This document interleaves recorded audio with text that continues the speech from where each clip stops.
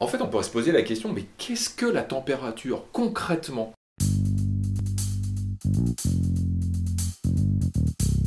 Il faut aller regarder ce qui se passe au niveau des atomes, au niveau des molécules. On va prendre simple, on va prendre la molécule d'eau. La molécule d'eau constituée d'atomes. Et en fait, que font ces atomes? Que fait cette molécule? Elle vibre. Pourquoi? Parce qu'elle reçoit de l'énergie de l'extérieur, un peu d'énergie sous forme de rayonnement, infrarouge par exemple, ou bien on va faire des clapotis dans l'eau, et ce qui fait que ça va donner de l'énergie à ces atomes qui composent cette molécule, et donc ces atomes vont se mettre à vibrer. Plus ils vibrent fort, plus la température augmente. En fait, la température est reliée à l'agitation de ces atomes, de ces molécules.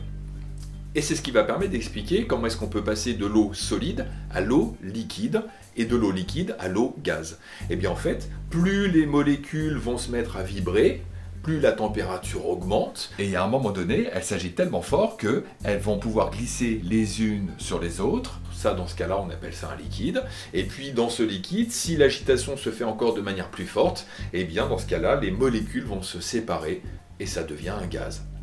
A l'inverse, si les molécules, les atomes s'agitent de moins en moins, ça veut dire que la température de ce corps diminue, et s'il n'y a plus aucune agitation, on appelle ça le zéro absolu, et ça correspond à 0 Kelvin, c'est une unité de température qui correspond à moins 273,15 degrés Celsius. Cette température n'a jamais été atteinte, parce que si plus rien ne bougeait, dans ce cas-là, le temps n'existerait plus. Mais ça, c'est une autre histoire.